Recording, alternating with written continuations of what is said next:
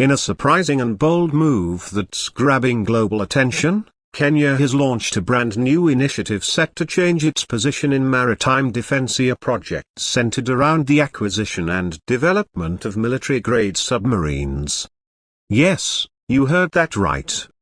In 2026, the Kenyan government, under its newly expanded maritime defense doctrine, is officially exploring the undersea frontier with a plan that could completely redefine naval operations along the East African coastline.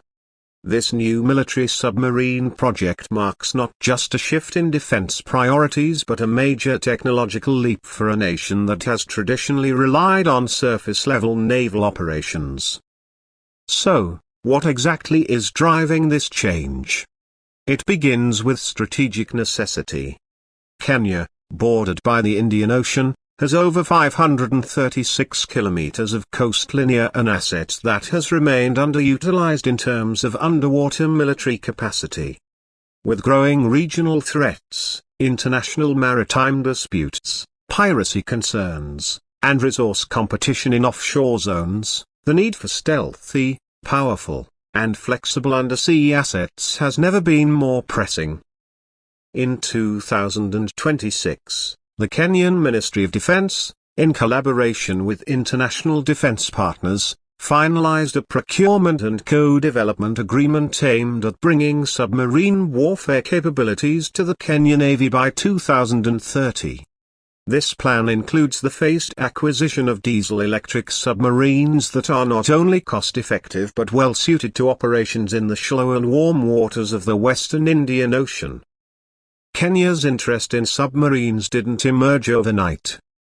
Behind the scenes, feasibility studies had been ongoing since 2022, with inspiration drawn from regional powers like South Africa, currently the only sub-operating African nation. Kenya's top defense strategists concluded that the future of naval deterrence lies beneath the waves.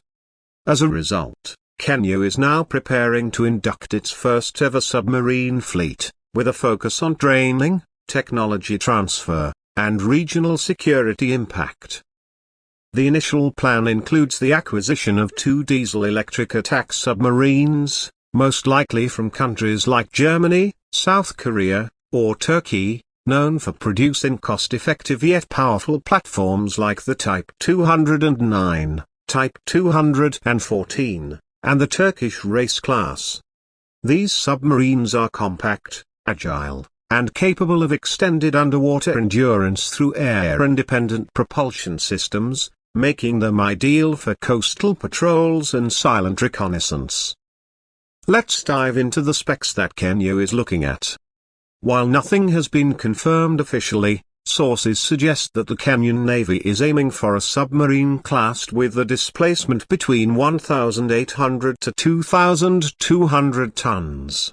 These subs are likely to be around 65 meters in length, capable of carrying up to 30 crew members, and outfitted with 6 533mm torpedo tubes.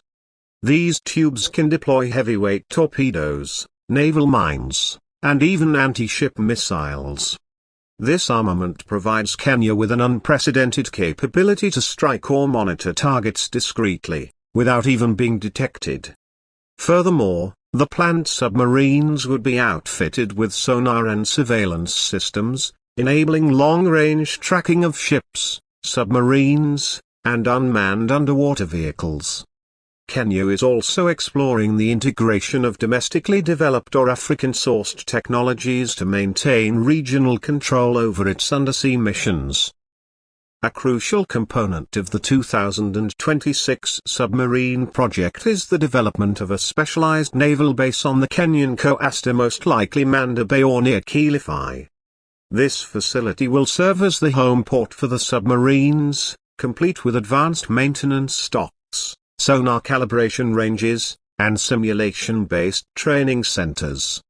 Investments in infrastructure are expected to reach over $500 million by 2028, funded through a combination of defense budgets, bilateral aid, and private defense investments. Now let's talk training. Kenya is currently sending its first batch of naval officers and engineers to partner countries with established submarine operations.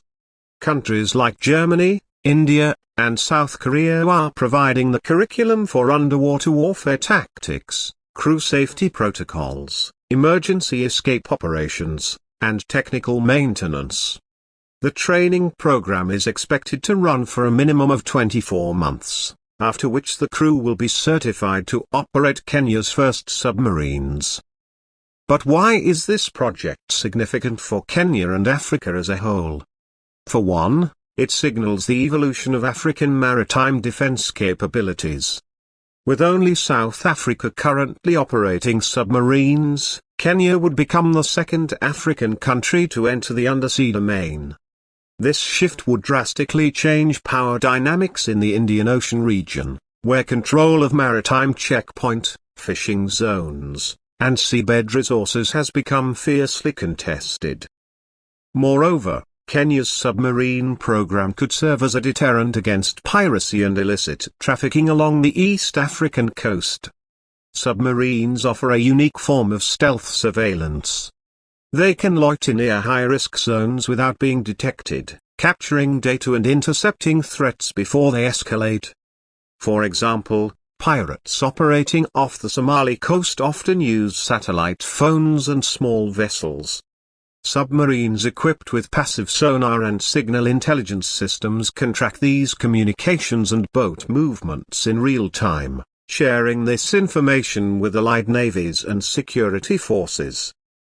In terms of regional cooperation, Kenya is using this submarine project as a diplomatic tool as well. By partnering with countries like India, which has a strong presence in the Indian Ocean, Kenya is strengthening naval alliances that can counterbalance rising Chinese influence in the region.